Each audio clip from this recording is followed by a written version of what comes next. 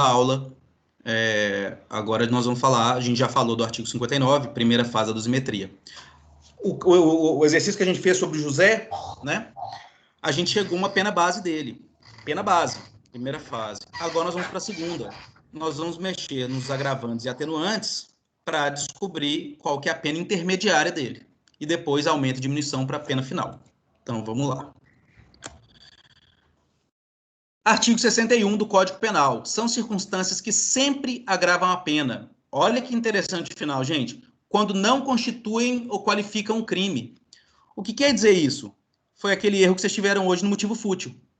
Se essa agravante aqui qualificou ou constituiu a criar um crime, né? Se a simples agravante virar um crime, for um crime, é muito raro, mas pode ser.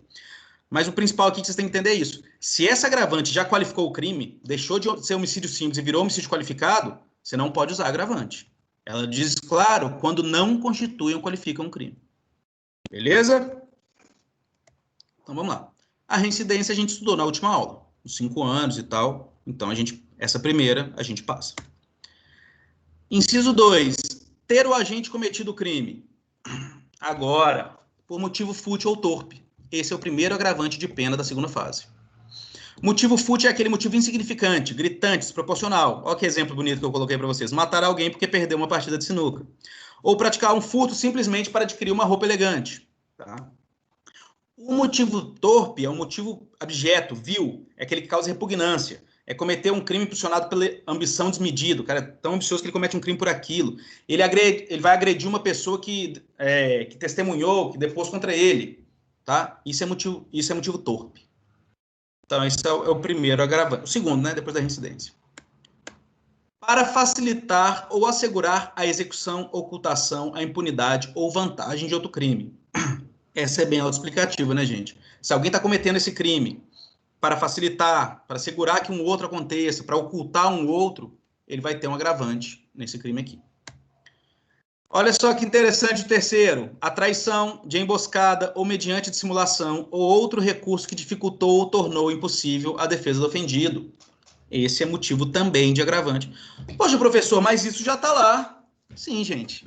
Isso já está lá no homicídio qualificado, mas não está lá no roubo qualificado, por exemplo. Se você pegar um 57, você não vai ter essa qualificadora aqui de roubo. Então, se ele não é usado para qualificar, como é usado no homicídio, e o crime que nós estamos tratando é de roubo, por exemplo, a gente usa o agravante, usa para agravar, porque ele não foi usado lá para qualificar. Entendeu? Então, no homicídio, realmente não ia se aplicar, porque já usamos para qualificar. Mas tem duas, né? Agora, num crime que não tivesse nenhuma dessas qualificadoras aqui, a gente partiria da pena base do crime, como se ele fosse simples, e usaríamos isso aqui apenas para agravar a pena, na segunda fase. Então, nós temos aí, trata da deslealdade, hipocrisia no cometimento de um crime, que é a traição, é o golpe pelas costas. A emboscada é a tocaia, a gente que aguarda a vítima passar para surpreendê-la. Aí ele fala de simulação, que é o fingimento, o cara finge bonzinho, chega a dar um abraço e dá aquela facada nas costas. E, por fim, dificultou, tornou impossível a defesa do ofendido, que é o que fala no final, é como se matasse alguém enquanto ela dorme, algo assim, tá? Seria encaixado aqui numa agravante do crime. D, com emprego de veneno, fogo explosivo, tortura, outro meio insidioso ou cruel, ou que podia resultar em perigo comum. Meio insidioso, que diz aí, porque emprego de veneno, fogo explosivo, você já sabe, né? Meio insidioso, que diz aí, é estratagema, ardil, tá? A pessoa, né, foi mirabolante ali no plano dela. Crueldade é a imposição de vítima de sofrimento além do necessário para o resultado típico. Então, se causou lesão corporal, você vai causar dor. Mas se causar... Aí não é crueldade, tá? A crueldade é você causar o sofrimento além do necessário para aquilo que você queria. Você quer matar, mas você ainda vai e causa um sofrimento maior do que deveria. Ok? Perigo comum é quando você quer matar um homem que está dentro de um ônibus, e aí você vai e coloca fogo no ônibus inteiro. Você está causando perigo a todo mundo ali, para atingir só seu objetivo. Tá? Então é isso. É situação que coloca em risco mais de uma pessoa visada pelo agente. Como eu disse, eles são autoexplicativos. Aqui na segunda fase é fácil de jogar. Não tem aquele negócio de culpabilidade, analisar a cabeça do réu. Não, você vai bater aqui e você vai fazendo um checklist. Tem isso, tem isso, tem isso, não tem, não tem. E vai marcando o que tem e o que não tem. É bem tranquilo de fazer. Contra ascendente, descendente, irmão ou cônjuge. Então, isso a gente já sabe. Ascendente não tem grau, então vai pai, vô, bisavô, tataravô. Descendente também não. Filho, né? Sobrinho e tal. Vocês sabem que parente é só até o tio, né? O seu primo já não é considerado parente, tanto que você pode casar com seu primo. Então, normalmente, parente no direito civil é até o terceiro grau, né? Que é o tio. Mas aqui a lei fala contra ascendente, descendente, irmão ou cônjuge.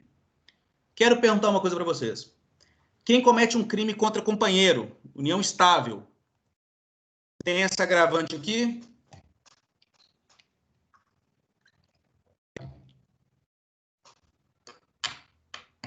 Aqui tem um agravante de quem comete um crime contra ascendente, descendente, irmão ou cônjuge. Cônjuge você sabe que é esposa e esposo.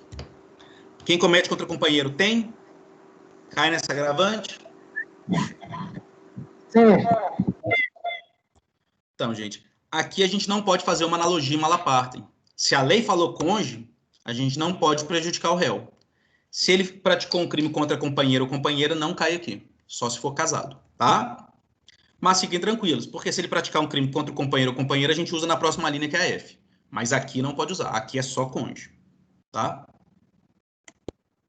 A F já entra com abuso de autoridade ou prevalecendo das relações domésticas, de coabitação ou de hospitalidade, ou com violência contra a mulher na forma da lei específica. Esse foi incluído pelo Maria da Penha. Vou explicar um pouquinho para vocês. Vamos começar lá do primeiro. O abuso de autoridade mencionado é no direito privado, não é de autoridades públicas, porque tem um próximo que é o deles. Então, aqui é o tutor, o tutelado, o tutelado, perdão, o guardião e o pupilo, o curador e o curatelado, é aquilo que você deu poderes para aquela pessoa, tá? No campo privado. Relações domésticas, aí entra, são as ligações estabelecidas entre participantes de uma mesma vida familiar, podendo haver laço de parentesco ou não, por isso que eu disse do primo. Relação doméstica que está falando aqui. Ah, o seu primo veio morar com você, mora 4 anos com vocês. Aqui ele entra em relação doméstica, mesmo não sendo considerado aí um parente, tá? Outro interessante, coabitação. Esse aqui já abrange quase todo mundo. Apenas viver sobre o mesmo teto, ainda que por pouco tempo. O pessoal de uma pensão aí que comete um crime um contra o outro, pode entrar nesse agravante aqui.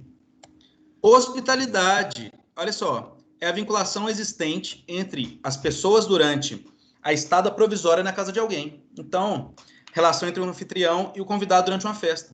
O cara te convida para a festa dele e comete um crime contra você. Ou você, que foi convidado, abusando da hospitalidade, comete um crime contra ele. Pode ter essa agravante aqui. Tá? Só para vocês terem uma noção da Lei Maria da Penha, tá? 11.343, que fala ali o finalzinho do inciso. Trouxe vocês para ela aqui.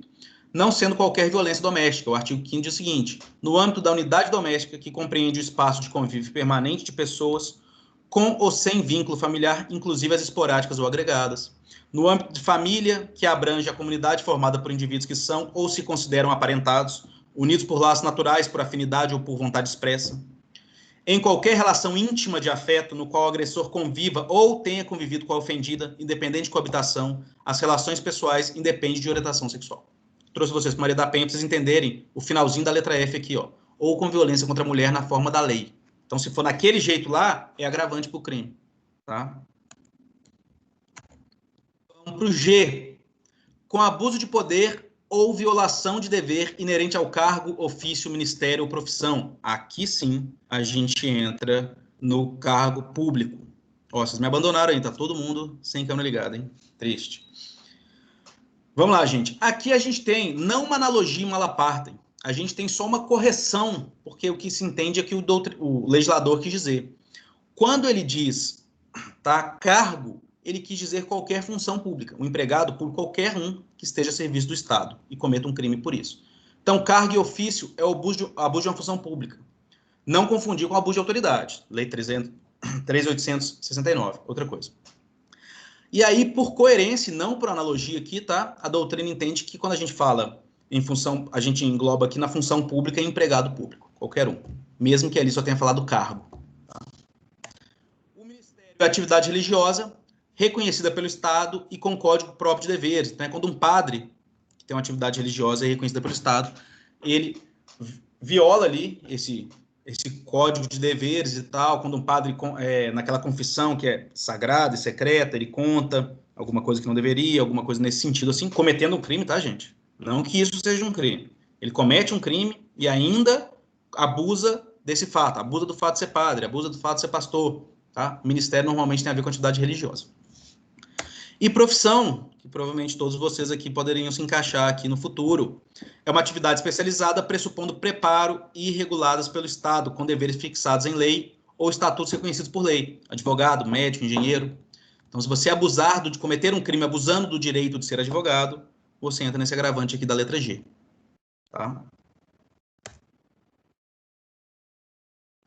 Letra H, contra criança maior de 60 anos, enfermo ou mulher grávida. Gente, o que é criança?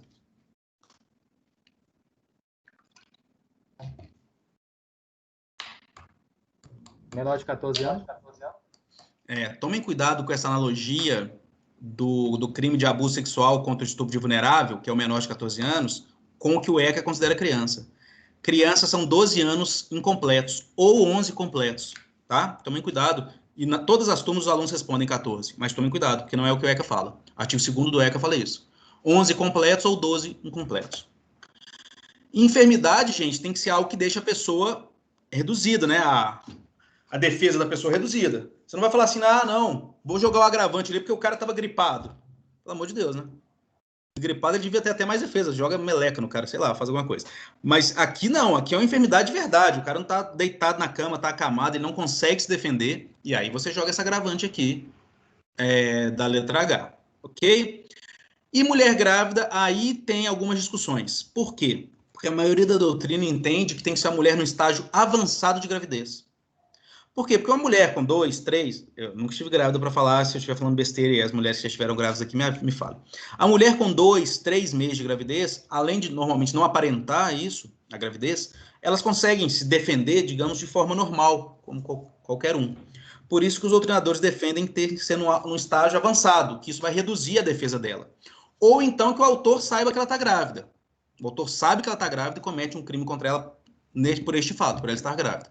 Aí ele pode entrar aqui. Tá?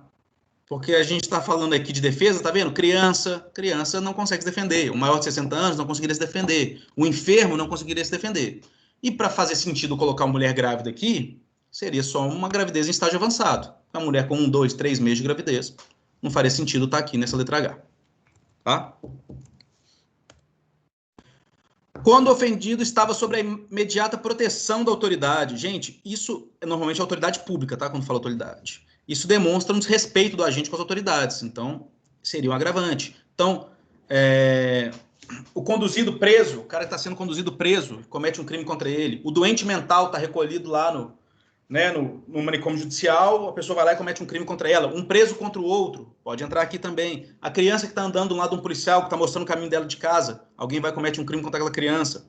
Tudo isso pode entrar aqui na letra I. Como eu disse para vocês, os agravantes são quase que autoexplicativos, gente. Eles são muito mais tranquilos de jogar do que o artigo 59. Finalizando, em ocasião de incêndio, naufrágio, inundação ou qualquer calamidade pública ou desgraça particular do ofendido. Gente, isso aqui nada mais é, não sei se vocês vão se lembrar da teoria do crime, do que o estado de necessidade. É o estado de necessidade inverso, né? Teoria do crime, fato típico, ilícito, culpável. No fato típico, no fato ilícito, perdão, nós temos a legítima defesa, estado de necessidade, estrito cumprimento do dever legal, não é isso? Aqui é o estado de necessidade. Só que aqui é o contrário, né? É a sacanagem no estado de necessidade. Então, Marabá aí, eu não, ainda vou visitar vocês, prometo, mas não conheço nada. Mas acho que tem um rio grande que corta aí, não tem uma parada assim? Já me falaram? É um rio? É algo assim? É, né? Vamos supor que esse rio vai, transborda e inunda a cidade inteira. E alguém comete crime se aproveitando dessa calamidade.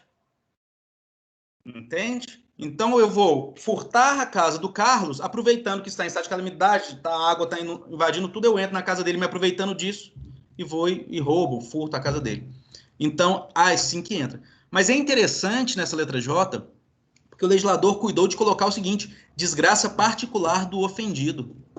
Então, aquela pessoa que acabou de perder o filho, aquela pessoa, né, acabou de perder um ente querido, que acabou de sofrer um trauma muito grande, se você se aproveitar dessa desgraça, você também pode entrar nessa J aqui. Né? Você pode entrar nesse agravante. Por quê? É a desgraça particular do ofendido. Você também não pode se aproveitar de uma desgraça particular do ofendido. Que você tenha conhecimento, claro, nesse caso, né? Você tem que ter conhecimento dessa desgraça particular do ofendido. Deu para entender até aqui, gente? Aqui em Minas, aqui em Minas a gente fala que você cometeu um crime contra um cruzeirense. O cara já tá na desgraça completa, você se aproveita disso e ainda comete um crime contra ele. Eu conheço um cruzeirense que não ia gostar de ouvir isso. Vixe, não faz sentido. Só não são piores que os atleticanos, são mais chatos ainda que os cruzeirenses. Mas enfim, vamos lá. Então, isso aqui demonstra total insensibilidade do agente, como a gente disse aqui, né? No L, em estado de embriaguez pré-ordenada. Cuidado com essa embriaguez pré-ordenada aqui. O que é embriaguez pré-ordenada? É o seguinte, gente, vou pegando nome aleatório aqui, tá? Eu não gosto da Francisca. Eu quero matar a Francisca, eu não gosto dela. A Francisca falou mal de mim, a Francisca fez várias coisas que eu falo assim, não, eu vou matar a Francisca. Só que eu não tenho coragem de matar a Francisca. O que eu faço? Eu bebo, eu vou me embriagar para criar coragem. Eu já comecei a beber para matar a Francisca, para criar coragem. Por quê?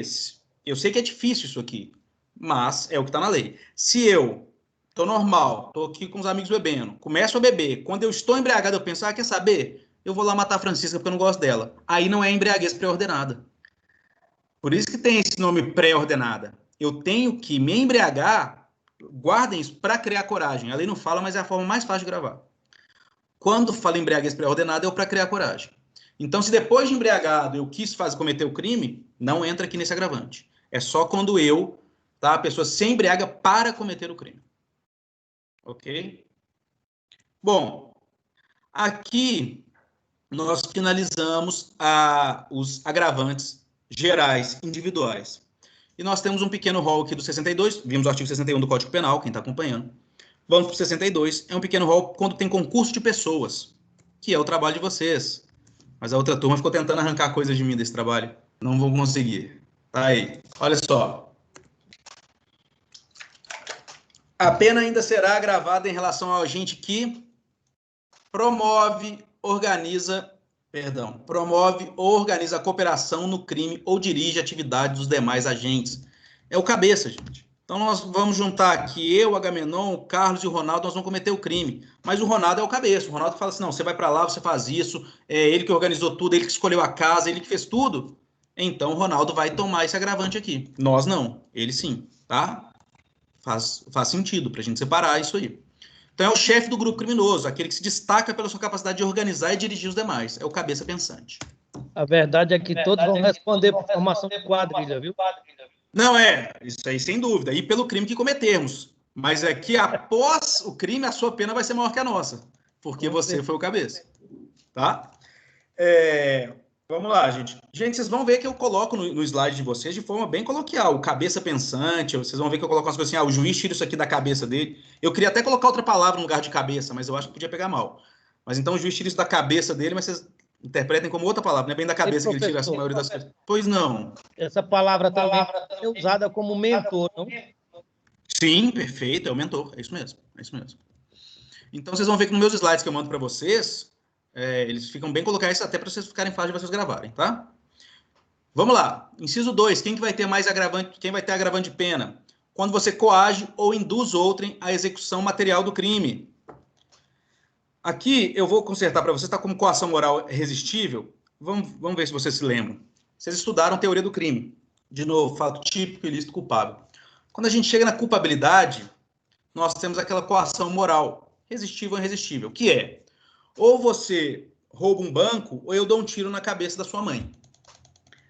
Quem de nós não roubaria o banco? Todos nós roubaríamos o banco. Né? É coação moral irresistível. Você não comete nenhum crime se você roubar o banco. Tá? Coação moral irresistível. Ok. Quem coagiu você, além de responder por aquele crime, ele ainda vai ter esse agravante. Entendeu? É aqui que encaixa. Tanto na coação moral resistível quanto irresistível. Entende? É essa pessoa aqui. Tem aquela coação moral que é resistível. Por exemplo, se você não matar o Rodrigo, eu vou rasgar uma camisa do América. Embora essa eu considere quase que irresistível, mas ainda vamos dizer que seja resistível. Neste caso, é coação moral resistível. Claro, o certo seria você falar, não, mata, né? Eu não vou matar ele, rasga a camisa. Mas a pessoa que coagiu, mesmo de forma resistível, ela responde esse agravante aqui. Ok? Então, a pessoa vai responder o agravante quem está coagindo o outro. Beleza. Então, vamos lá. Nós vamos falar sobre isso de novo nas atenuantes. Vamos ver como é que é interessante, como é que elas se fecham. 3. Instiga ou determina a cometer crime alguém sujeito à sua autoridade ou não punível em virtude de condição ou qualidade pessoal. O professor não vai ter coragem de escrever isso, mas é o famoso no linguajar usar os de menor. Se encaixa aí. Ou alguém que tem problema mental. Você usa essa pessoa, você instiga ela a cometer um crime ou usa ela para cometer um crime, porque ela não é punível. O menor não comete crime, ele comete fato análogo ao crime. Então, é isso. Autoridade pública ou privada se encaixa aos dois, tais como relações de hierarquia entre servidor público, familiar entre pai e filho, o pai que fala para o filho cometer um crime e tal. O religioso, o padre, usa o coroinha ou alguma coisa assim, tá? Só lembrando que instigar é fomentar algo que já existia, você está instigando aquilo, e o determinar é você mandar. Os dois se encaixam nesse agravante aqui. Quarto, executa o crime ou nele participa mediante paga ou promessa de recompensa. Esse aqui quase em desuso, gente, mas eram os nossos antigos mercenários, né? Mostram a ausência de princípios morais, né? O matador de aluguel, essas coisas assim. Tem esse agravante hoje, muito pouco usado, mas ainda usado, sim. Né? Suponhamos que no exemplo que a gente deu para o Ronaldo, eu não ia participar do crime, eu só participei porque o Ronaldo prometeu que ia me pagar. Eu não tô... Vejam bem, não é o lucro do nosso roubo que eu vou ganhar. Eu vou ganhar um valor por fora. O Ronaldo vai me pagar para cometer o crime. Aí eu entro aqui. Porque o lucro do nosso roubo é nosso. É outra história. Tá? Aí entra aqui. Então, gente, aqui nós fechamos os agravantes. Tranquilinho, mamão com maionese. Não tem erro, né? Pode continuar. Então, vamos para os nossos atenuantes. São circunstâncias que sempre atenuam a pena. E aqui, Agamenon, a gente entra em algo que você comentou. Ok. 21 anos. São circunstâncias que sempre atenuam a pena, se nós sairmos da pena base no mínimo, lembra aquele criminoso do José de 12 a 30 anos? Suponhamos que ele saiu do mínimo. Se são circunstâncias que sempre atenuam e ele tiver uma atenuante aqui, o certo era a gente descer pela individualização da pena, princípio da individualização da pena que eu passei para vocês, o certo era a gente descer a pena dele abaixo do mínimo legal. Era a gente reduzir a pena dele de 12 anos. É o que entende a maioria dos doutrinadores. Mas não é assim que funciona. Por quê? Porque não é assim que o STJ entende. O STJ entende a incidência de circunstâncias atenuantes não pode conduzir à redução da pena abaixo do mínimo legal. Então, por mais que a maioria dos doutrinadores entende, gente, o que eles pensam? A pena tem que ser individual. Se o cara tá ali, 12 anos é o mínimo. Por que ele pegou pena base mínima? A gente acabou de ver. A gente acabou de fazer um exercício por isso. O cara só vai pegar a pena base mínima, gente, se ele não tiver nenhum fator contrário a ele no artigo 59. Né? Então, o cara não tem nenhum fator contrário a ele no artigo 59. E aqui na segunda fase, ele ainda tem circunstâncias que atenuam a pena dele. E a lei fala, são circunstâncias que... O artigo, vocês vão ver aí, são circunstâncias que sempre atenuam a pena. Como que nós não vamos reduzir a pena dele abaixo do mínimo legal? Mas o STJ fala, não vamos reduzir. Então, o mínimo legal é o mínimo legal.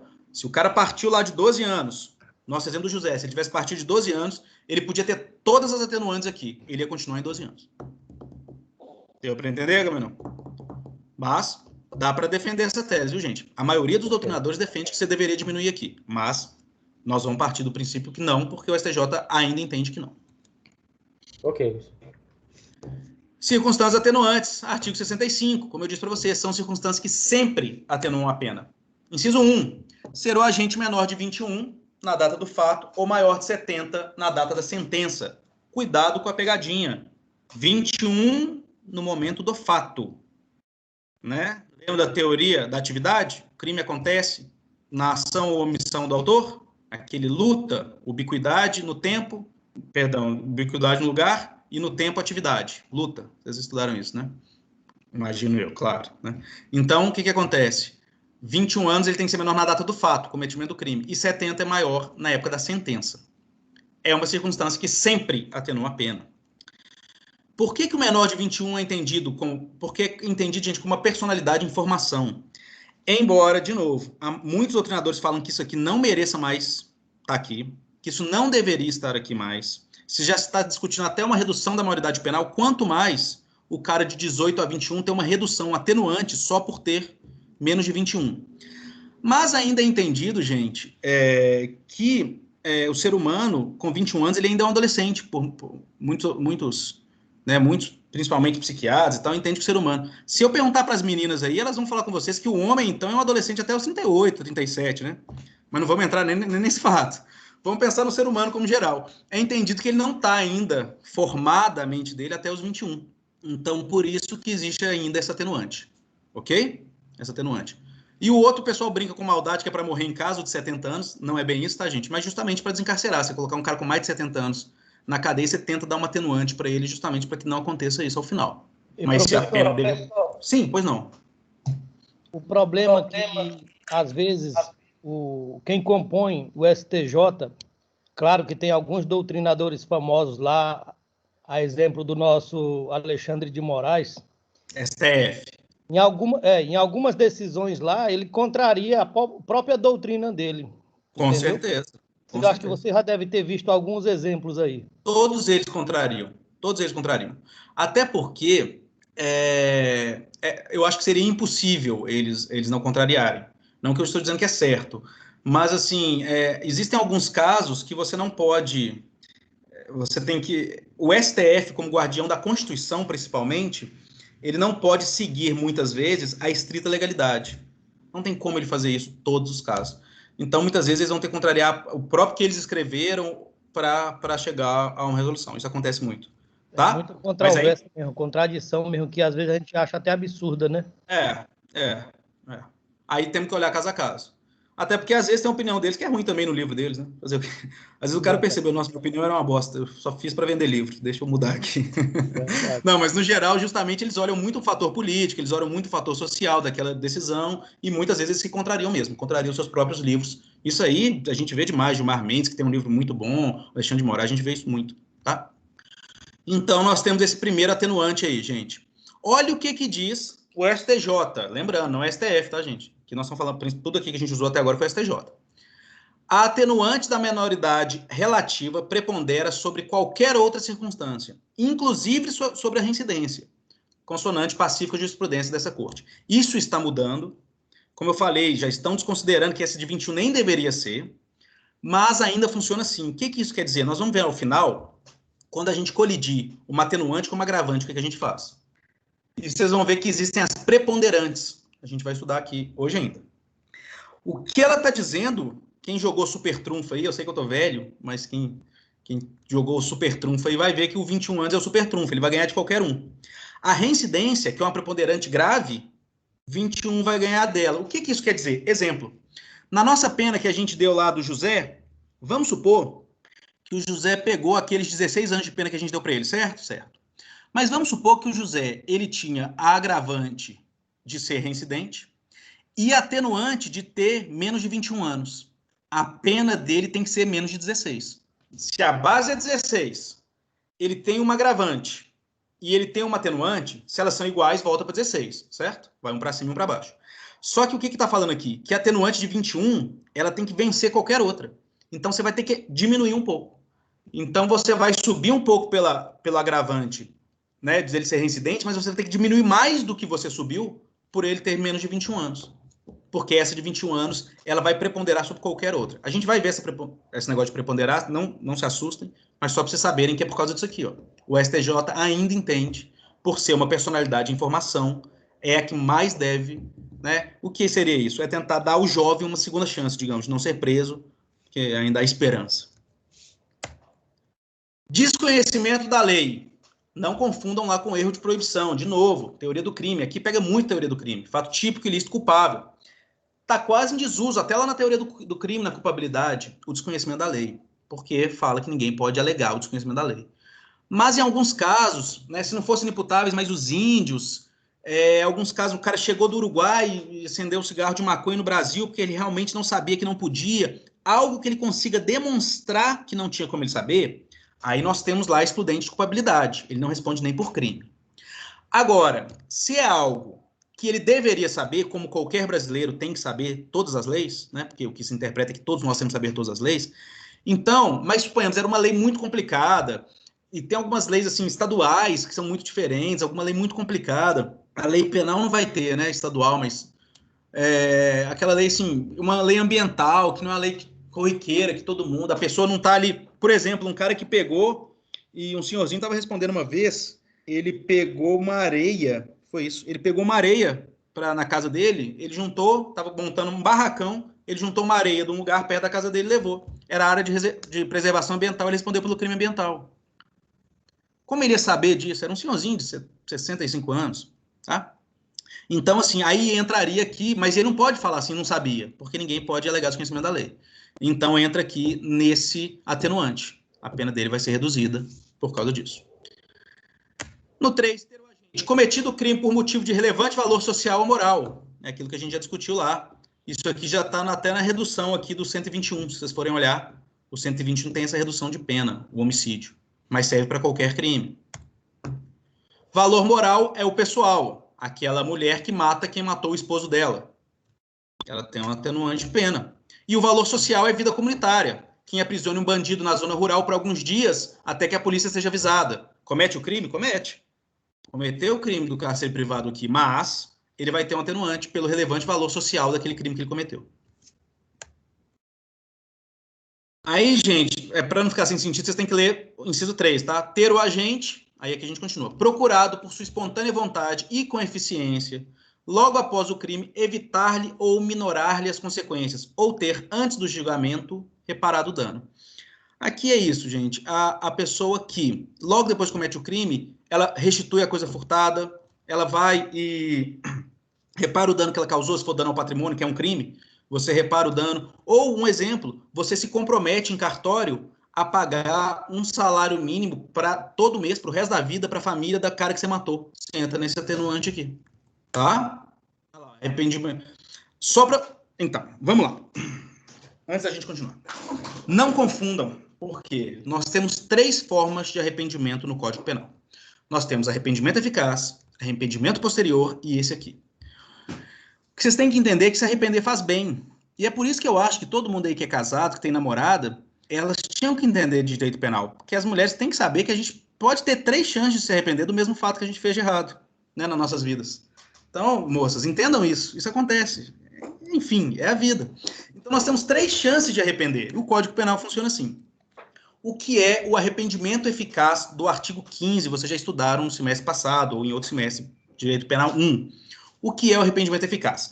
É o cara que, após iniciada a execução do crime, né, iniciada a execução do crime, ele se arrepende, socorre a vítima e evita o resultado. Ele só responde pelo que ele cometeu até ali. Então, eu, com a intenção de matar o Agamenon, com a intenção de matar, tá? Então já é tentativa de homicídio, já seria tentativa de homicídio, dei 3 tiros nele, me arrependi, levei ele para o hospital e salvei a vida dele. Eu só vou responder pela lesão corporal. Esse é o arrependimento eficaz. Exemplo para vocês. Eu sei que o Rodrigo não sabe nadar. Nós estamos juntos num barco. Aí em Marabá. Vocês falam que tem um rio aí. Eu joguei o Rodrigo do barco. Porque eu sei que ele não sabe nadar e eu quero matar ele. Quando eu jogo ele do barco, ele vai começar a afogar, eu arrependo, pulo e salvo a vida dele. Por qual crime que eu respondo?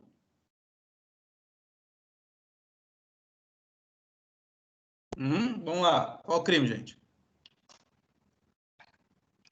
Neste caso, como eu não causei nenhum dano, nenhuma lesão ao Rodrigo, eu não respondo por crime nenhum. Por quê? Por causa do arrependimento eficaz. O meu arrependimento foi tão eficaz que não causou nem dano nem lesão a ele. Isso é o artigo 15 do Código Penal, que vocês já estudaram. Ok. Depois do arrependimento eficaz, nós temos um segundo arrependimento, que é o arrependimento posterior. Depois de já ter cometido o crime, depois de já ter passado, né, você já ter cometido o crime cometeu, você foi embora, cometeu, acabou. Você vai lá e faz isso aqui que já está falando aqui, ó. Vai falar no artigo 16 também. Você restitui a coisa, mesmo que seja depois. Entende? Você tenta diminuir as consequências do crime. Só que só serve isso na fase de inquérito policial. Esse é arrependimento posterior. Até o oferecimento e recebimento da denúncia. A partir disso, na fase processual, que acabou as investigações, não serve mais o arrependimento posterior do artigo 16. Poxa, mas aí não tem mais como o cara se arrepender, como eu disse para vocês. Tem. Nós temos 3 arrependimentos. E o terceiro é essa atenuante. Então, ele teve a chance de se arrepender no arrependimento eficaz do 15, enquanto ele cometia o crime. Ele teve a chance de se arrepender no arrependimento posterior do artigo 16 do Código Penal, que é logo depois de cometer o crime. E ele teve a chance agora de se arrepender, que é até o julgamento, que é a parte final, né? Até o julgamento ele tem a chance de se arrepender, reparar o dano e tal, e ter um atenuante na pena dele. Ok? O agente repara o dano pelo furto, ou antes do julgamento busca sustentar a família desamparada da pessoa que matou. Essa é a atenuante. Cometido crime sobre coação a que podia resistir, ou em cumprimento de ordem de autoridade superior, ou sob influência de violenta emoção provocada por ato injusto da vítima. Vamos voltar à teoria do crime. Culpabilidade clara aqui. O exemplo que eu dei, disseram para mim, Fernando, ou você mata o Rodrigo ou eu vou matar sua mãe. Coação moral irresistível. Claro que eu vou matar o Rodrigo, é minha mãe. Ninguém pode me culpar por isso. Ok. Então não tem nem crime. Agora, se alguém fala assim, Fernando, ou você mata o Rodrigo ou nós vamos rasgar sua camisa do América. Como eu falei, eu poderia até pensar que é irresistível, mas nesse caso vão dizer que é resistível, por mais absurdo que seja. Eu deveria falar rasgue a camisa do América, por mais absurdo e nojento que essa ideia seria. Mas enfim. Então vamos supor que essa é a coação moral resistível. Eu deveria falar, não, rasga essa camisa, eu não vou sacrificar uma vida vale mais que o patrimônio, claro. Só que mesmo assim eu sofri uma coação. Eu gosto muito daquela camisa. Eu sofri uma coação moral. Então eu tenho um atenuante de pena. Deu para entender? Se a coação moral for irresistível, eu não cometo nenhum crime, por causa da culpabilidade. Se a coação moral for resistível, não dava para resistir, o cara fala com você assim, ó, ou você mata aquela pessoa, ou a gente vai furtar pegar esses R$1.000 e sumir, você fala, ó, dá para você resistir, pô. Deixa os R$1.000 embora, mata a pessoa. Mas teve uma coação. Então ela era resistível, mas ela existiu. Se ela for irresistível, não existe crime. Se ela for resistível, vai ter crime, você vai ser condenado, mas você vai ter um atenuante de pena. O segundo, gente, é autoridade superior, que também está lá na culpabilidade, do mesmo jeito. Se uma autoridade superior dá uma ordem que não é manifestadamente legal e você cumpre, você não cometeu crime. Ok.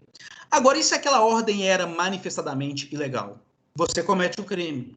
Você sabia que a ordem era manifestadamente ilegal. Ordem ilegal não se cumpre. Mas como era de superior, você tem esse atenuante de pena. Ele tem aquele agravante que a gente estudou. O superior vai ter o agravante de pena e você vai ter o atenuante de pena. E a parte final, gente, influência de violenta emoção provocada por ato injusto da vítima, nada mais é do que a legítima defesa não suficiente. A vítima causou, né, uma emoção violenta em você por um ato injusto, mas não suficiente para a legítima defesa. Exemplo, Rodrigo andando em minha direção, tá prometendo me matar há muito tempo, ele vem andando em minha direção, quando ele tira uma arma, eu dou um tiro na cabeça dele. Gente, legítima defesa perfeita. Ato injusto da vítima, que falou que ia me matar sem motivo nenhum, e eu dei um tiro na cabeça dele. Legítima defesa, não há crime aqui. O fato é típico, mas não é ilícito. Agora, o Rodrigo começou a me chamar de feio. Começa a falar, o professor é feio, começa a falar isso, me provocar muito, começa a espalhar nas redes sociais, ele começa a me provocar dessa forma e eu dou um tiro na cabeça dele. Gente, isso é legítima defesa? É claro que não. Eu me excedi extremamente nessa legítima defesa. Né? Então, neste caso, mas eu tenho esse atenuante aqui. Eu fiquei numa violenta emoção por causa do ato injusto provocado pela vítima. Tá? Se a gente usa... Sim, pois não. Mas como eu faço para provar que eu estava sendo perseguida? É só com minha palavra? Não, aí é o que você falou, é provar.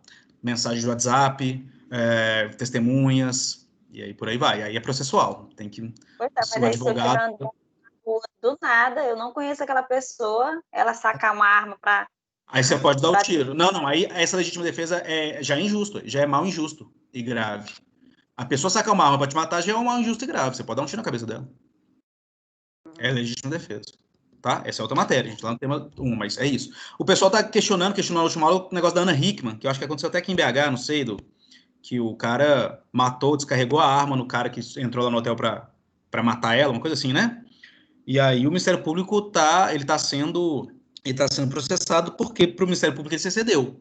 Ele no terceiro, quarto tiro já tinha neutralizado, né, a injusta agressão e ele continuou. Mas ele vai cair aqui. Ele vai cair aqui com certeza nesse atenuante, se ele for condenado.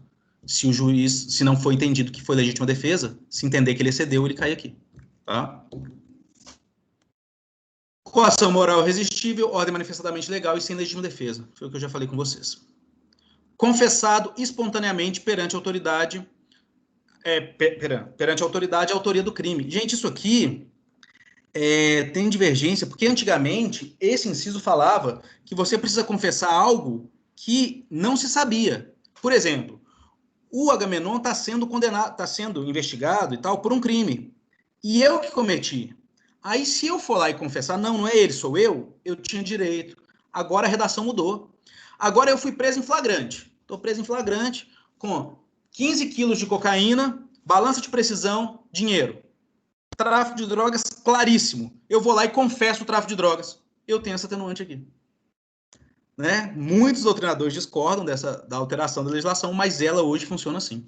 Então, se ele confessar, e aqui o entendimento da autoridade encaixa autoridade policial, Ministério Público e juiz, se ele confessar espontaneamente, não sendo perguntado, tal, ele chegar falando, eu quero confessar, aqui, ó, é meu mesmo, mesmo que seja algo que ó, todo mundo já sabe, ele tem essa atenuante.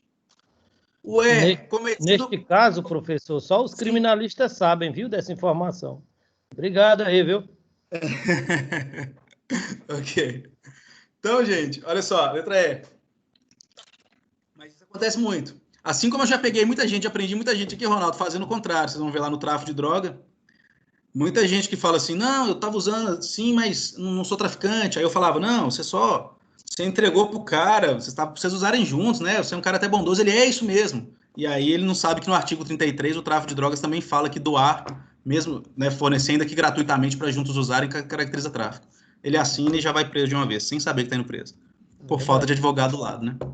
Eu nunca fiz isso, pelo amor de Deus. Eu já ouvi dizer que a gente faz. Eu jamais faria um negócio desse. Então, vamos lá. Então, na letra E aqui, o que a gente tem? Cometido crime sobre influência de multidão em tumulto, se não provocou. Isso aqui, gente, é aquela sensação de bando. Tem algumas divergências, porque tem gente que acha que isso aqui tinha que ser um agravante, não um atenuante. Mas entendam por que é um atenuante. Pensem num tumulto, jogo de futebol, né? O que acontece? Se a pessoa não provocou aquele tumulto, ela participa daquele tumulto ali, tá todo mundo correndo, aquele corre louco, ela tá participando ali.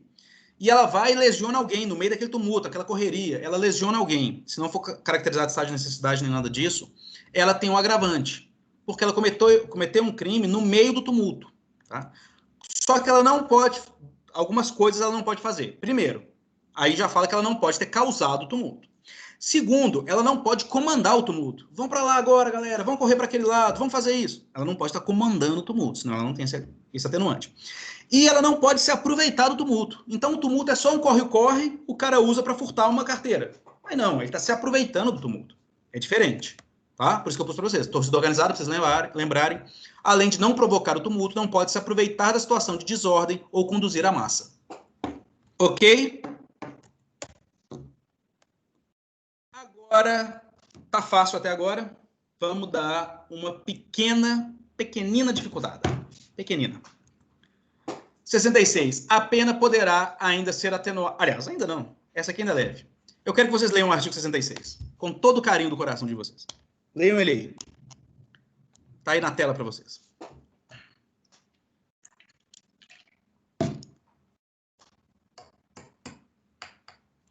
Gente, por isso que eu disse na última aula para vocês que os agravantes são taxativos. São os que estão no artigo 61 e 62 e acabou. Os atenuantes são exemplificativos. Isso aí, o 66, é considerado a atenuante nominada. Olha isso, olha a liberdade que deu para um juiz. A pena poderá ser ainda atenuada em razão de circunstância relevante anterior ao crime ou posterior, embora não prevista expressamente em lei. Resumindo, o juiz pode, por um motivo que ele... Claro, gente, toda vez que eu falo quando o juiz pode, eu falo que o juiz tem que fundamentar. Por um motivo que ele viu ali, que ficou provado no processo, atenuar a pena. Exemplo, o juiz vai colocar na sentença dele que ele vai dar um atenuante de pena porque o estuprador sofreu abuso sexual na infância. Pode? Pode. Fato anterior ao crime, tá aí. O juiz vai dar na sentença dele, e ficou comprovado no processo, que aquele cara que furtava as pessoas e tal, ele entrou para uma igreja, ou ele está fazendo obras sociais. Está comprovado isso. E o juiz coloca isso como atenuante. Professor, Sim. mas o juiz vai colocar baseado no argumento da defesa, né? Porque não pode agravar fora do que tem lá.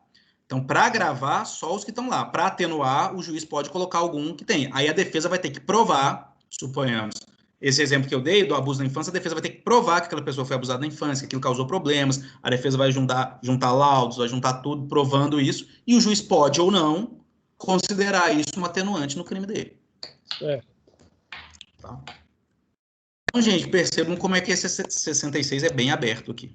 Tá? Bem aberto. Para atenuar a pena. Agora é a parte complicada. Vamos dar uma respirada, todo mundo. Puxa o ar, respira. Eu quero a próxima aula mais gente aqui comigo. Vocês estão... Todo mundo aí, câmera desligada, pelo amor de Deus. Respirada e vamos com calma. Concurso de circunstâncias agravantes e atenuantes. O que isso quer dizer? Quando nós tivermos circunstâncias atenuantes e agravantes, o que a gente faz? Só isso. É uma parte mais complicadinha, mas vocês vão conseguir saber perfeitamente. Artigo 67. No concurso de agravantes e atenuantes, a pena deve aproximar-se do limite indicado pelas circunstâncias preponderantes, entendendo-se como tais as que resultam dos motivos determinados do crime, da personalidade do agente e da reincidência. Professor, eu não entendi nada. Ótimo. Se você tivesse entendido aqui de ler isso aqui uma vez, você seria um gênio, né? Ou você seria muito doido, né? Porque não tem como entender isso aqui. Vamos lá. Aos poucos. O que está falando para a gente? Se nós temos concursos, está batendo de frente, circunstância que agrava a pena e que atenua a pena, nós vamos observar as preponderantes. Quais são as preponderantes? 3 critérios. Primeiro, as que resultem dos motivos determinantes do crime, da personalidade do agente e a última, reincidência, que é objetivo. Vamos falar um por um. Motivos determinantes, personalidades do agente e reincidência. O que são motivos determinantes, gente? São aqueles que impulsionaram o agente ao cometimento do delito. Motivo fútil, motivo torpe, para ser um agravante. E relevante valor social, relevante valor moral, para ser um atenuante. Então, vejam bem, sempre que vocês têm um agravante de motivo determinante e um atenuante de algo que não seja motivo determinante, personalidade do agente ou reincidência, o motivo determinante tem que valer mais que ele, porque ele é preponderante. Nós vamos fazer esse cálculo depois. Só quero que vocês entendam isso. Então, tudo que for motivo determinante, então a gente já leu todos os agravantes e os atenuantes. Todos que vocês consigam lembrar e pensar aí, depois vocês vão dar uma lida de novo no 61, 62, 66, 65, 66. Tudo que vocês consigam ver, tanto agravante quanto atenuante, que são os motivos que impulsionaram a gente a cometer o crime, são motivos determinantes. Eles são preponderantes. A única coisa que tem que pensar agora, eles valem mais que os outros. Depois eu vou ensinar como é que a gente faz. Personalidade do agente é a segunda. Refere aos dados pessoais, são inseparáveis da pessoa. Por isso que o menor de 21 e o 70 entra, tá? Porque está considerado na personalidade do agente. É aquilo que é inseparável dele. Ele é assim. Tudo que for relativo à personalidade do agente é preponderante também. E a reincidência, gente, que a gente já estudou na última aula, né? Vocês já sabem bem. Um dia após o trânsito julgado, até 5 anos após a pena, a extinção, o cumprimento da pena. Demonstra que a condenação anterior não conseguiu exercer seu efeito preventivo no agente, pois ainda assim veio a praticar novo crime após o trânsito em julgado da decisão condenatória anterior, demonstrando com isso sua maior reprovação. Então, sempre que vocês forem olhar, vamos lá, aconteceu, tem a sentença, crime de homicídio, vou olhar a pena base, vocês vão olhar a pena abstrata, tantos a tantos anos. Vamos jogar lá no 59 e vamos achar a pena base, como a gente fez no exercício hoje. Depois nós vamos olhar o número de agravantes e o número de atenuantes. Só que antes nós vamos olhar quais agravantes são preponderantes e quais atenuantes são preponderantes. Quais que são? As que envolvam motivo determinante, as que envolvam personalidade do agente e a reincidência.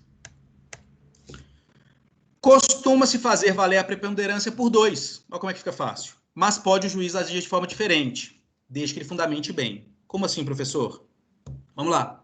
Você descobriu no crime que você está olhando um agravante simples e um atenuante simples. Você não mexe na pena. No nosso exemplo do José, nós chegamos a 16 anos de pena base. Nós vimos um atenuante, que não é preponderante, e um agravante, que não é preponderante. A pena dele permanece em 16 anos. Uma anula a outra. E o resto, gente, autoexplicativo. Um agravante preponderante e um atenuante simples, você vai ter que subir a pena. Por quê? Porque a agravante prepondera. Agravante simples e atenuante preponderante, você vai ter que reduzir a pena, porque ela vai preponderar. Agravante preponderante e atenuante preponderante, zera. Elas se anulam. Você não mexe na pena. Duas agravantes simples e uma atenuante preponderante, anula também. Se você fizer multiplicando por 2, como se valessem 2. A pena não deve sofrer alteração. E um agravante preponderante, duas atenuantes simples, você também anula, você não deve alterar. De onde que é tirado isso? Da cabeça geral de juiz, de jurisprudência, o NUT fala sobre isso aqui, mas você pode fazer diferente. Você tem que fazer preponderante, porque está na lei, as que preponderam. NUT fala, e a maioria dos juízes faz por 2, a que prepondera vale 2.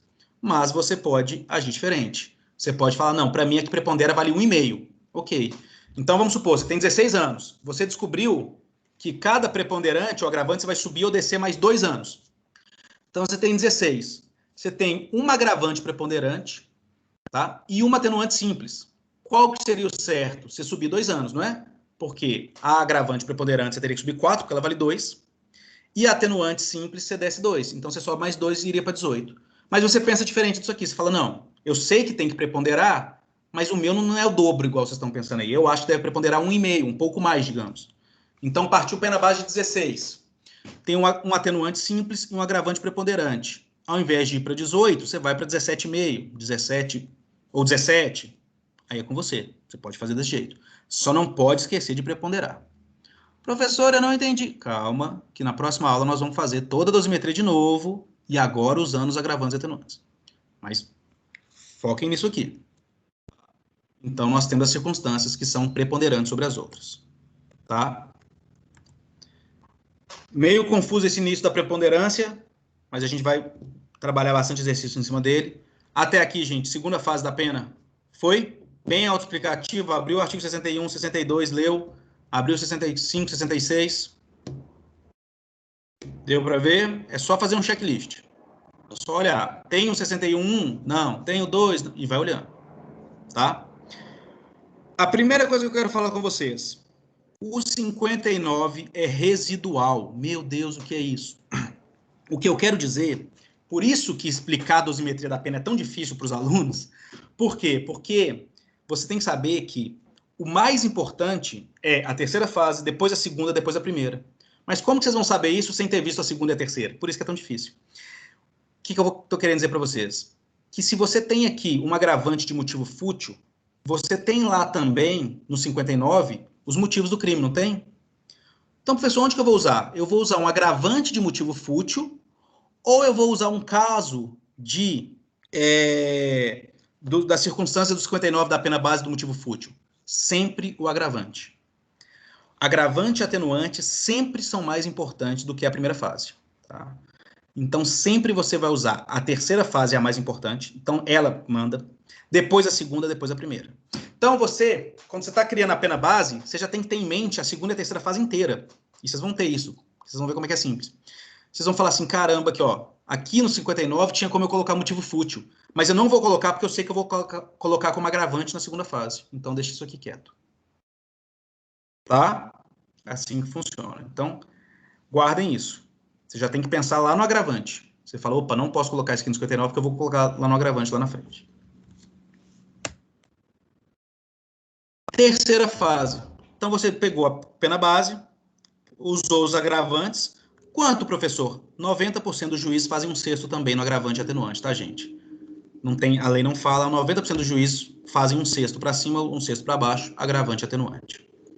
Tá? Então, você pegou a pena base, nós chegamos a do José 16 anos, usamos agravantes, um sexto para cima, e usamos atenuantes, um sexto para baixo. Ok? Ok. Chegamos à pena intermediária.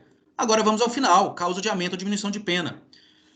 Vocês vão ver como que o mais importante, vocês já sabem que é o 59, que é a primeira fase, porque muitas vezes não tem agravante nem atenuante, e pouquíssimas vezes tem causa de aumento ou diminuição de pena. Então, normalmente, a sua pena base é bem provável que ela seja a pena final. Tá?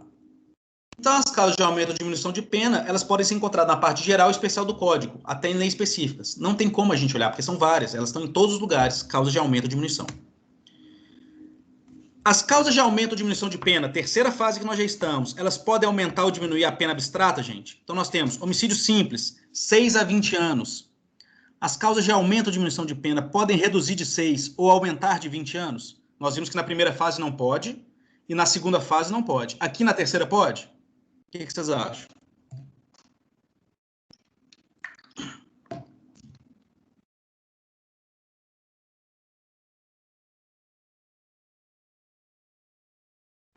Eu acredito que sim, professor. Que é causa de aumento e diminuição de pena. Exatamente. Então, gente, cuidado, tá? Aqui, nos casos de aumento e diminuição de pena, a gente pode sim aumentar ou reduzir a pena abstrata que tem lá. Vou explicar para vocês para ficar mais fácil. O mais famoso de todos está no artigo 14. O caso de diminuição de pena mais famoso, e o que vocês mais vão usar, está no artigo 14, inciso 2. Olha o que ele diz. É a tentativa. Tentado quando, iniciada a execução, não se consuma por circunstâncias alheias à vontade do agente. Vocês já estudaram a tentativa. Não? Parágrafo único. Salvo disposição em contrário, pune-se a tentativa com a pena correspondente ao crime consumado, diminuído de 1 a 2 terços. Então, vamos supor que no nosso exemplo, o José não conseguiu matar o cara sobreviveu. No nosso caso aqui, o José não conseguiu matar. Nós não faríamos nada de diferente do que a gente fez até agora, gente. Nada. Por quê? Porque a tentativa está lá na terceira fase. Então, a gente manteria a mesma coisa que a gente fez. A gente seguiria aos 16 anos na pena base. Aí a gente não fez, mas a gente vai fazer na próxima aula, os casos de agravante e atenuante dessa pena do José, tá? E após a gente chegar nessa pena do José, chegamos aqui na pena de 18 anos do José. Aí, mas espera aí, não foi consumado, foi tentativa. Então, nós vamos diminuir essa pena que a gente chegou de 1 a 2 terços. Como? Exemplo, se a pessoa matou um outro dando tiro, por exemplo, ele descarregou a arma no cara, o cara foi salvo, o médico fez uma ação milagrosa ali, salvou a vida do cara. Então, peraí, aí nós vamos diminuir menos. Nós vamos diminuir a pena dele só 1 terço, porque ele fez tudo o que ele podia para matar aquela pessoa. Agora, vamos supor que o cara tentou matar o outro, mas ele errou os tiros, pegou tiro só de raspão e tal, mas ele queria matar. A vontade dele era matar. Mas peraí, ele só deu 2 tiros, ele podia ter dado 6, só deu 2 e tudo. Então, peraí, ele não foi até muito no final da execução daquele crime. Então, vamos reduzir mais a pena dele. Vamos reduzir de 2 terços. Isso, fundamentadamente, vocês vão fazer. Então, se a gente pega o exemplo do José, se ele não tivesse conseguido consumar o crime, fosse tentativa, vocês poderiam brincar com a pena aí no final. Descobriu a pena base, jogou atenuante e agravante, nós temos uma causa de redução de pena. Por isso que eu falei com vocês, as causas de redução de pena, elas falam quanto vocês vão ter que mexer. Então, na pena do José, vocês teriam 16, ou vocês teriam que ter 1 terço de 16, ou até 2 terços de 16. Tá? Outra causa, quem de qualquer modo concorre para o crime incide nas penas a este combinada, na medida da sua culpabilidade, artigo 29, tranquilo. Mas o parágrafo 1º do artigo 29, só estou dando exemplos, tá, gente? Porque, como eu falei, estão espalhados no código inteiro.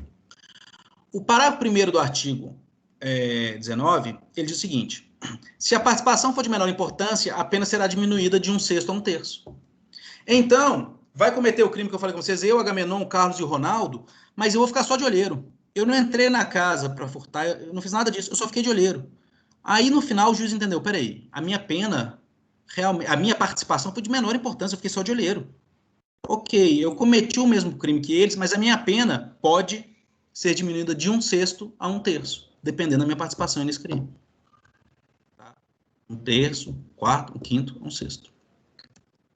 Outra causa de diminuição de pena. Tem várias no código. Mas o próprio parágrafo 2º, ele muda, olha que interessante. Se algum dos concorrentes quis participar de crime menos grave, ser-lhe-á aplicada a pena deste. Então, olha só. Olha que interessante essa parte. Então, resumindo, eu, Agamenon, Carlos e Ronaldo, o Ronaldo organizou, vocês sabem que ele é o chefe da nossa quadrilha, ele organizou tudo, ele deixou tudo pronto, só que ele sabia que ia ter gente dentro da casa, mas ele falou com a gente que não teria, que seria só um furto. Mas ele entrou antes, ele falou, não, eu vou entrar só para abrir a porta por dentro. Mas mentira, ele entrou, amarrou aquelas pessoas, tá? E escondeu elas no quartinho. Abriu a porta para a gente não viu as pessoas ali, praticamos o furto e fomos embora. No final, saem todos os jornais. Casal é roubado e tal. A gente falou, o quê? A nossa ideia foi cometer furto. No caso, o Ronaldo cometeu o furto. O roubo, perdão. Nós todos cometemos o furto. É o que diz o parágrafo 2º. Se algum dos concorrentes quis participar de crime menos grave, lhe ser-lhe-á aplicada a pena desse. Então, vocês vão partir a pena base. O juiz vai partir a pena base para mim, para o Agamenon e para o Carlos, de furto. E a pena abstrata, né, a pena inicial do Ronaldo já é de roubo, bem maior que a nossa. Tá? Só que, ao final, querendo ou não, nós três participamos de um roubo. Então, o juiz pode aumentar essa pena final nossa até a metade se foi previsível que seria um roubo. Se, peraí, ele entrou antes, a gente ouviu uns barulhos lá dentro, a gente ouviu um grito, a gente ouviu alguma coisa, peraí, opa. Era previsível vocês saberem que tinha alguém lá dentro. Tinha luz acesa, tinha sei lá o quê. Então, vocês vão responder sim pelo furto, mas ao final eu posso subir a pena de vocês final até a metade, porque vocês, que aí é mais fácil, né, de multiplicar por 2, porque vocês tinham como saber que o que estava cometendo ali era um roubo. E professor? Sim, pois não. Neste caso aí, dificilmente quem premedita um tipo de crime desse é apenas o cabeça. Geralmente é algo que é premeditado e dividido as tarefas de cada um. Mas assim, vou te dar um exemplo. Vou te falar que é não só isso que você falou, que está certíssimo, mas pior, normalmente, na justiça, joga todo mundo no mesmo crime e acabou. Vou falar com vocês um caso que eu trabalhei. Uma artista plástica de Ouro Preto, aqui na cidade histórica, não sei se você já ouviu falar, cidade histórica aqui de Ouro Preto, pertinho de BH. Uma artista plástica, 2 meninos foram maiores, tinham acabado de fazer 18 anos, um de 21 e um de 18. Eles foram furtar a casa dela porque o de 21 falou com o outro que ela tinha comprado carne e eles iam fazer um churrasco domingo. Então eles foram furtar a casa, foram roubar a casa dela, ele sabia que ela estava lá, porque ela ia para fazer o churrasco.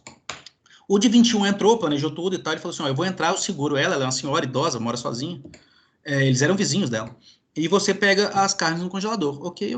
O menino entrou, pegou as carnes no congelador, eles foram embora. No dia seguinte, eles foram presos, e o menino de 18 anos ficou sabendo que o de 21, ao entrar com a senhora lá, ele a estuprou, a matou e depois colocou fogo na casa. Então, no final, o juiz condenou os dois por todos os crimes. Juntou os dois no pacote e condenou. Mas, se você for pensar à luz desse artigo aqui, né, o primeiro rapaz deveria ter respondido só para o roubo. Estou mostrando para vocês como funciona na prática. Tá? Mas é assim que funciona. Então, gente, vamos lá. Olha o que diz o artigo 16. A gente estudou ele hoje. Nos crimes cometidos sem violência ou grave ameaça à pessoa, reparado o dano ou restituída a coisa, até o recebimento da denúncia ou da queixa, por ato voluntário do agente, a pena será reduzida de 1 a 2/3. Esse é o arrependimento posterior. A gente estudou ele hoje. O arrependimento posterior é uma causa de diminuição de pena.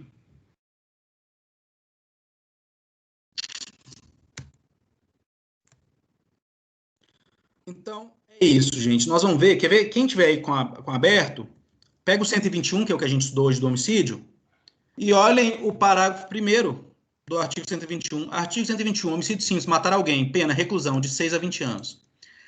Caso de diminuição de pena, parágrafo 1º.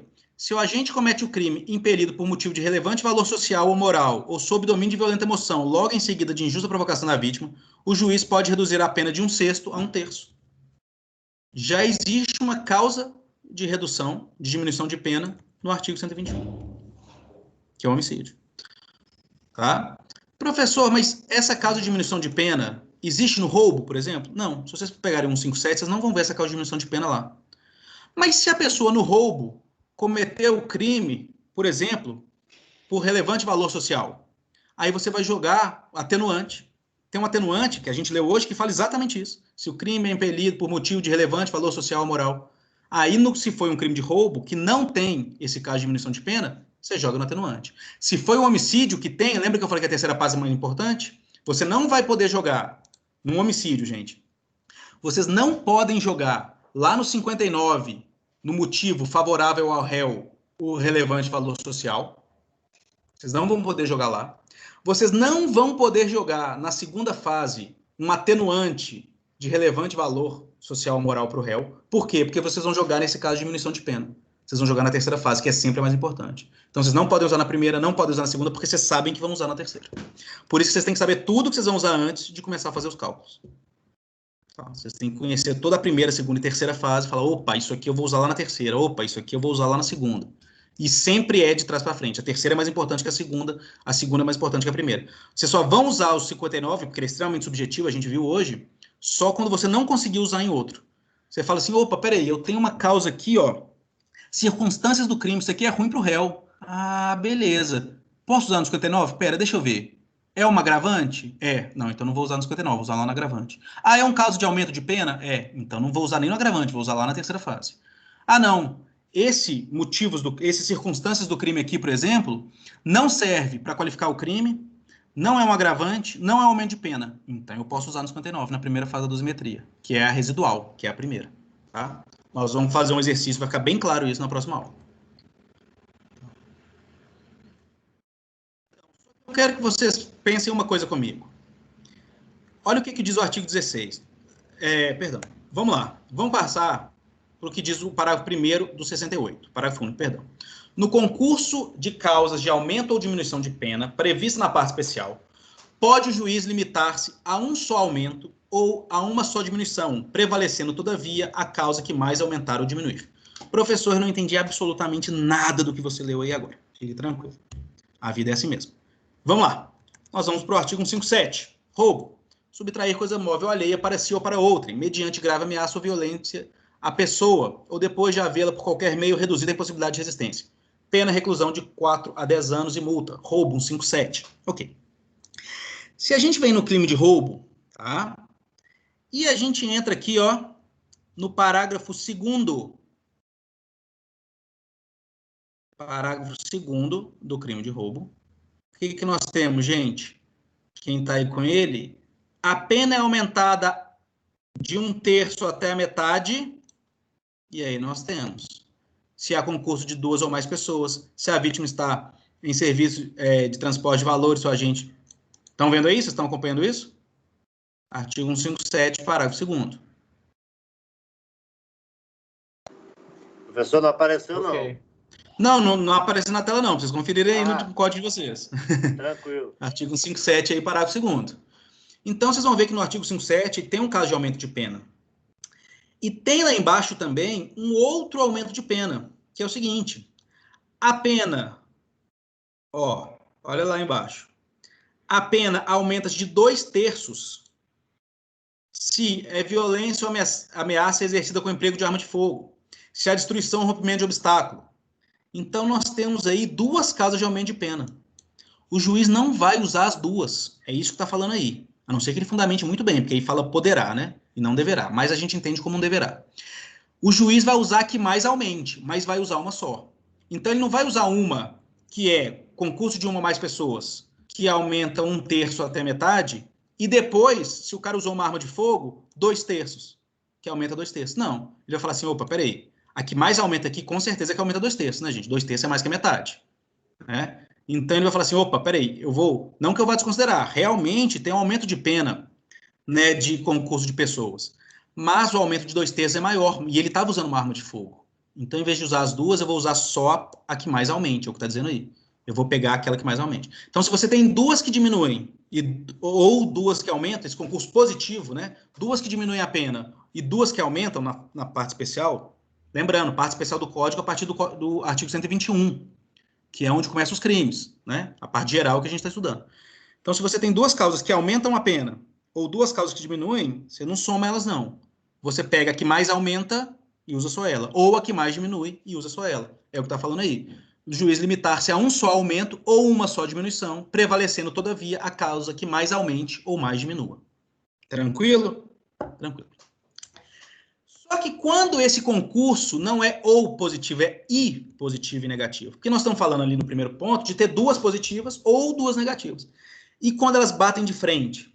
Gente, quando você tem uma positiva e uma negativa, é muito raro, mas quando isso acontece, né, você vai ter que fazer o seguinte. Quando isso acontecer, você não pode, como nos outros casos, compensar uma com a outra. Você tem que usar todas elas. Por quê? Olha um exemplo interessante. Vamos supor que a gente vai aumentar a pena de 1/3 e diminuir 1/3. A gente tem um caso de aumento de pena de 1/3 e um caso de diminuição de pena de 1/3. Aí você fala, não, peraí, elas se anulam. Não se anulam. Vamos supor que na segunda fase, a gente fez a primeira fase da dosimetria da pena, artigo 59, beleza, chegamos à pena base. Depois a gente fez a fase intermediária, né? Segunda fase os agravantes e atenuantes. A gente chegou numa pena de 6 anos, ok? Ok. Aí você tem um aumento de 1/3 e uma diminuição de 1/3. Então nós temos 6 anos. Aí você quer anular as duas. Olha por que elas não se anulam. Se você pega 6 anos e você aplica o aumento de 1/3, você vai ter 8 anos. Se você subtrai 1/3, você vai ter 5 anos e 4 meses. Você não voltou para 6 anos. Então, elas nunca podem se anular. Você sempre tem que fazer. Aumentar primeiro e depois reduzir. Porque é muito diferente você reduzir 1/3 de 6, que era a sua base, do que reduzir 1/3 de 8, você vai reduzir mais. Então, vai ficar mais favorável ao réu. E é por isso que você tem que usar. Então, tomem cuidado com isso. Você tem um caso de aumento e diminuição de pena, mesmo que eles sejam idênticos, 1/3 para cima, 1/3 de aumento e 1/3 de diminuição. Você não anula. Você primeiro sobe e depois você desce. Você primeiro aumenta 1/3 e depois você reduz 1/3. Vocês estão vendo que o resultado é diferente. Você tem 6 anos, aumentou 1/3 e diminuiu 1/3, você vai para 5 anos e 4 meses. Então, você não pode anular as duas. Ok?